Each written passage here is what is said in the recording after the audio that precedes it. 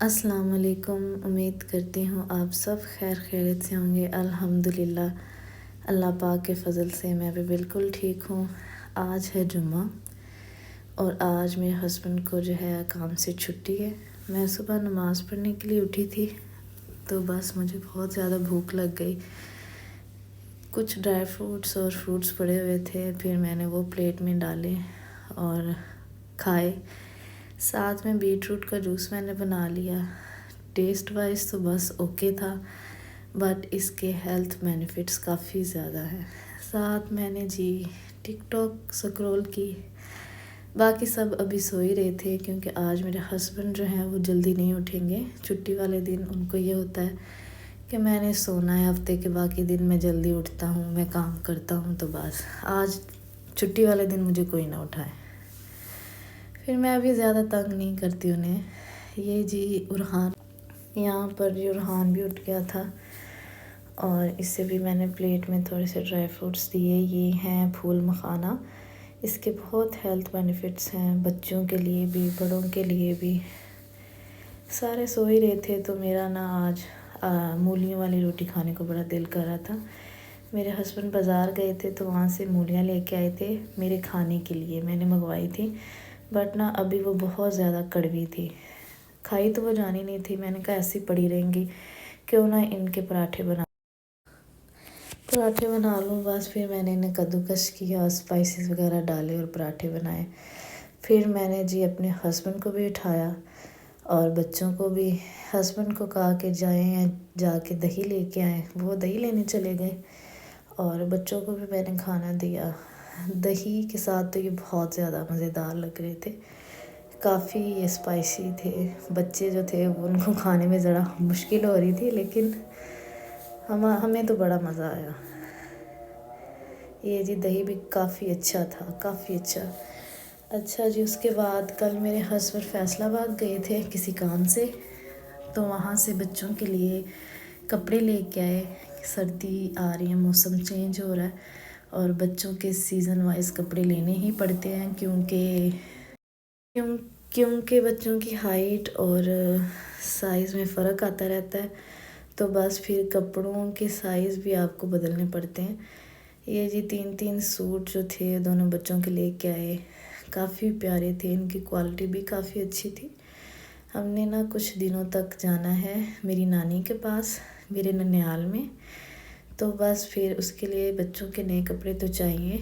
अगर आप भी मेरे साथ मेरी नानी से मिलना चाहते हैं और गांव देखना चाहते हैं तो प्लीज़ मेरे चैनल को सब्सक्राइब करें, वीडियो को लाइक करें, शेयर करें और बेल के आइकन को लाजमी प्रेस करें ताकि आपको मेरी हर पल की ख़बर रहे और तमाम वीडियो का नोटिफिकेशन जो है वो आप तक टाइम टू टाइम पहुंचता रहे। ये जी एक सूट मेरे हस्बैंड अपने लिए लेके आए थे। ये भी काफ़ी अच्छा था, इसकी क्वालिटी भी काफ़ी अच्छी थी और बच्चों के कपड़े भी बहुत ही ज़बरदस्त थे। दोनों के 3-3 सूट थे, कलर वाइज और क्वालिटी दोनों ही ज़बरदस्त। उरहान को ना पिछले सीज़न के सारे कपड़े जो थे वो बिल्कुल छोटे हो गए थे, तो उसके लिए तो नए कपड़े बहुत ज़रूरी थे। ये हमारे ना सिटी में सेल लगी हुई है 100 की, यानी 100 रुपये में ज्वेलरी, 100 रुपये में मेकअप, 100 रुपये में बर्तन। यकीन नहीं आ रहा ना, वाकई 100 रुपये में आपको हर चीज़ मिलती है। ये ना बहुत अंधा रश था। जब हमने देखा कि ये है क्या, तो यहाँ पे जी ये ज्वेलरी जो है वो लड़कियाँ जो टूटी हुई थी इस पे, तो बस फिर मैंने भी एक सेट ले लिया। मैंने कहा कि 100 रुपये में क्या मिलता है, ये देखें जी, चेन है और 3 सेट है इयररिंग्स के और क्वालिटी भी ठीक थी। ये ख़राब भी हो जाएगा तो कोई इतना दुख नहीं होगा, एक दफ़ा तो पहना ही जाएगा ना। ये देखें जी 100 रुपये में। मेरी सिस्टर आई हुई थी, हम दोनों गए थे बाज़ार। वो जब अपने ससुराल से आती है तो उसे बहुत ज़्यादा शॉपिंग करनी होती है। हम दोनों गई थी बाज़ार और जी LB से ये मैंने कुछ बच्चों के कपड़े लिए। काफ़ी अच्छी क्वालिटी थी इनकी। ये देखें ऊन के कपड़े जो नॉर्मली हमें बाज़ार से नहीं मिलते, तो मैंने उरहान और अजहान के लिए कुछ निकाले, मुझे काफ़ी अच्छे लगे। ये मैंने निकाले, मैंने कहा इनको धो के तो फिर ही इस्तेमाल करूँगी, ऐसे ये कपड़े इस्तेमाल नहीं करने चाहिए। ये देखें जी, काफ़ी अच्छा था ये कपड़ा, ऊन के थे ये, और बिल्कुल परफेक्ट साइज़ मिल गए मुझे इजीली। तो मैंने ये कुछ थोड़े बहुत कपड़े जो हैं बच्चों के लिए ले लिए, और भी कुछ शॉपिंग की, वो भी मैं दिखाऊंगी इंशाल्लाह नेक्स्ट व्लॉग में। ये देखें, साइज़ भी बिल्कुल परफेक्ट है और बहुत ज़बरदस्त कपड़ा, बहुत ही ज़बरदस्त। फिर जी थोड़े कपड़े धोए थे, वैसे तो मैंने गर्मियों वाले कपड़े रख दिए थे, लेकिन ये कुछ कपड़े धोने वाले थे, तो बस आज मैंने कहा ये काम पूरी तरह समेट दूँ। ये कपड़े फोल्ड करने के बाद नमाज़ पढ़ी और दोपहर का टाइम हो गया था, ऑलमोस्ट 2 बज गए थे। फिर बच्चों को जी है दोपहर का खाना बना के दिया, मूलियों का मिक्सचर ही पड़ा हुआ था, तो बस इनको मैंने वही रोटियों के अंदर दोबारा से लगा दिया। इन्होंने रोटी खाई और मेरे हस्बैंड ने कहा मैंने खाना नहीं खाना, मुझे सैलेड बना दो। बस फिर फ्रूट पड़े हुए थे और कुछ थोड़े बहुत ड्राई फ्रूट्स भी पड़े हुए थे, फ्रूट्स वगैरह काटे, सैलेड बनाई और मैंने अपने हस्बैंड को दी। काफ़ी सही है, उन्होंने जुम्मे वाले दिन सारा दिन लेटना ही होता है, तो बस फिर उनके लिए तो ये बिल्कुल परफेक्ट है। इससे ये होगा कि आपको बहुत ज़्यादा बदहज़मी नहीं होगी, रोटी खा के लेटेंगे तो बस फिर वो हज़म नहीं होगी। ये मैंने सैलेड बनाई, उनको दी। आज मैंने ना कढ़ी बनानी थी, तो बस फिर मैं ना जल्दी फिर ये था कि कढ़ी बना लूँ। कढ़ी का सामान मैं लेके बैठ गई। वैसे नॉर्मली ना बच्चे जो हैं वो काफ़ी तंग करते हैं और ये काफ़ी मुश्किल है बनाना। आज मेरे हस्बैंड की छुट्टी थी, मैंने उन्हें कहा कि उठो मेरे साथ हेल्प करवाओ।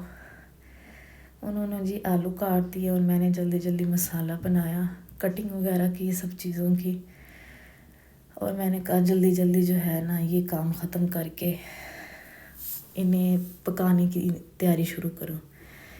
फिर जी किचन में गए, हस्बैंड मेरे ने मसाला कूट दिया और मैंने साथ ही जो है वो लस्सी के अंदर बेसन मिक्स कर दिया। हम ना लस्सी की कढ़ी बनाते हैं, इसकी कढ़ी ज़्यादा मज़ेदार बनती है। मेरे हस्बैंड ना फैक्ट्री में किसी बंदे से कह के ये लस्सी मंगवा लेते हैं। फैक्ट्री में जो वर्कर गांव से आते हैं ना, तो उनसे ये आसानी से मिल जाती है लस्सी। बस फिर जब हमने कढ़ी बनानी हो ना, तो मेरे हस्बैंड उनसे कह देते हैं, वो ला देते हैं। अच्छा, पहले ना मुझे कढ़ी बिल्कुल नहीं बनानी आती थी, मुझे कोई हिसाब नहीं रहता था कि कितनी मेजरमेंट करनी है, क्या हिसाब किताब है। पहले मैं ना मसाला भून के तो फिर ये लस्सी अंदर डाल के कढ़ी बनाती थी। उस तरह से ना मुझसे कभी भी सही तरीके से कढ़ी नहीं बनी। कभी वो पतली रह जाती थी, कभी वो बिल्कुल हार्ड हो जाती थी।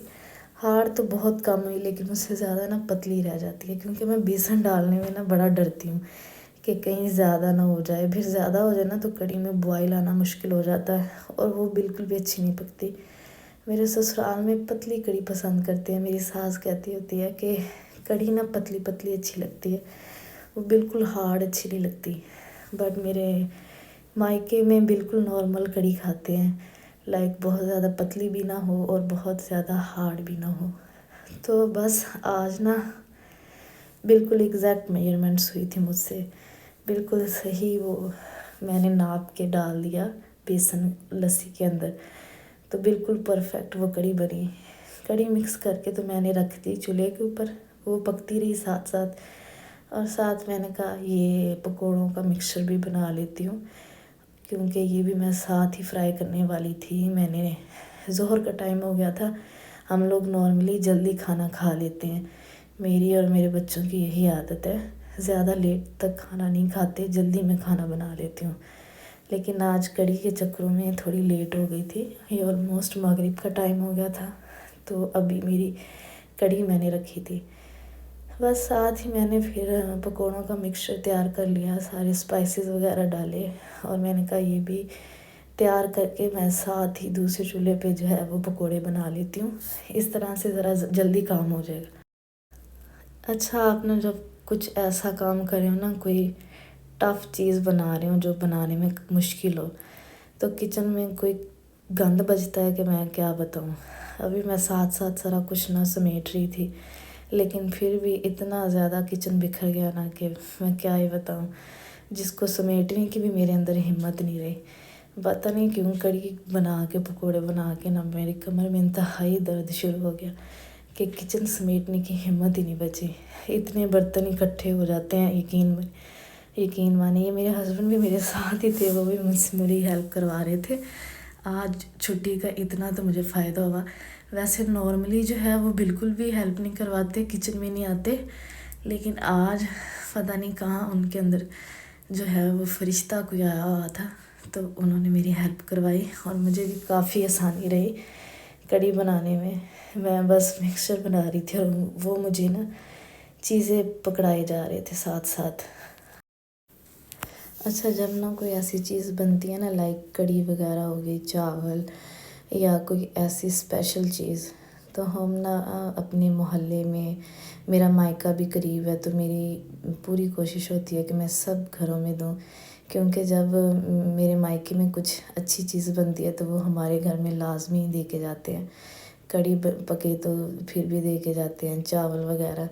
तो आज ना मैंने सबको कढ़ी भेजनी थी और मेरी यही कोशिश थी कि जल्दी बन जाए, ये ना हो सब खाना खा लें तो फिर कोई फ़ायदा नहीं रहना। ये है कि टाइम पे बन गई। मैंने अपने मायके में भी भेजी, मोहल्ले में भी 1-2 घरों में भेजी, मेरे हस्बैंड ने अपनी फैक्ट्री में भी अपने दोस्तों को भेजी। तो ये सारी जो है अच्छी खासी अमाउंट में हमने कढ़ी बनाई थी। पकोड़े भी सही अमाउंट में थे बने और सब बहुत मज़े की बनी थी। बिल्कुल एग्जैक्ट हर चीज़ थी, स्पाइसेस वगैरह, और बिल्कुल ना ही बहुत ज़्यादा पतली थी ना ही बहुत ज़्यादा थिक थी, और पकोड़े भी काफ़ी मज़ेदार बन गए थे। मैं साथ साथ इनको चख के फिर सारे स्पाइसेस वगैरह डालती हूँ। तो ये मिक्सचर बना के मैंने साथ ही ना पकोड़े जो है वो फ्राई करना शुरू कर दिए था, और साथ साथ कढ़ी भी मेरी बन रही थी। तो दोनों चीज़ें ना बिल्कुल टाइम पे बन गई एग्जैक्ट। यहाँ पे जी मेरी कढ़ी में भी बॉयल अभी आ रहा था, ये देखें बिल्कुल परफेक्ट बनी है। कढ़ी को ना मैंने फिर दूसरे चूल्हे पे रख दिया और इस चूल्हे पे मैंने जल्दी जल्दी से पकोड़े बना लिए। कढ़ी जो है वो हल्की हल्की आंच पे पकती रही और ऑलमोस्ट घंटा डेढ़ लगा इसको बनने में। ये देखिए इसकी फ़ाइनल लुक काफ़ी मज़ेदार बनी थी, मैं बता नहीं सकती, खट्टी खट्टी और एग्जैक्ट स्पाइसेस के साथ। फिर मैंने जी बनाते ही जो है वो मैंने डब्बों में डाली। जिन जिन घरों में मैंने भेजनी थी उन उन घरों में मैंने जो है वो कढ़ी भेजी। और ये जी पिज़्ज़े का स्लाइस खाया, ये भी कहीं से आ गया था। इंसान की किस्मत में कुछ हो तो उसे मिल जाता है। फिर जी हमने ख़ुद भी खाना खाया। रोटियां मैंने घर नहीं बनाई थी, मेरे हस्बैंड लेके आए थे होटल से, कह रहे थे थक गई हो बस रहने दो। अच्छा, काफ़ी दिन से ना मेरे हस्बैंड कह रहे थे मुझे कस्टर्ड खाना है, तो ये ना आज उन्होंने ख़ुद ही बनाया। हमारे ना मायके में हर घर की कोई स्पेशल डिज़र्ट होता है, तो मेरे ससुराल में ना ये कस्टर्ड खाया जाता है और मेरे मायके में खीर को पसंद किया जाता है। बस हर घर की ये रवायत होती है कि कोई भी अच्छा मौका हो, कोई भी स्पेशल दिन हो तो वो अपना स्पेशल डिज़र्ट बनाते हैं। हमारे घर ईद पे खीर बनती होती थी, बट मेरे ससुराल में शुरू से ही कस्टर्ड बनता है। आप लोग भी मुझे ना कमेंट्स में लाजमी बताएं कि आपके घरों में जब भी कोई स्पेशल इवेंट हो या मौका हो, ईद वगैरह हो, तो आप लोग क्या बनाते हैं। मेरे हस्बैंड की यही कोशिश होती है, जब भी दूध थोड़ी अमाउंट में जमा हो जाना तो वो कहते हैं कि चलो कस्टर्ड बनाते हैं। ये काफ़ी दिन से ये कह रहे थे कस्टर्ड बनाएं कस्टर्ड बनाएं। आज उनकी छुट्टी थी तो बस फिर आज उन्होंने ख़ुद ही बनाया और बहुत ज़्यादा मज़ेदार बना था। उन्होंने बनाया, मुझे कहने लगे तुम ना इसको अच्छे से डेकोरेट कर दो। मैंने कहा मैं कौन सी एक्सपर्ट हूँ। फिर मैंने सोचा ये थक गया है, ये ना इससे गुस्सा आए, तो बस फिर मैं लग गई काम को। ये मैंने इसको प्यारा सा डेकोरेट किया। ये जो है रेसिपी मेरे ना ससुराल में बिल्कुल एग्जैक्ट ऐसे ही गार्निश किया जाता है, तो बस फिर मैं अपनी सास के रूल्स को फॉलो कर रही थी और मैंने इसे अच्छा सा जो है वो गार्निश किया। ये इसकी फ़ाइनल लुक है। बहुत ही मज़ेदार बना था।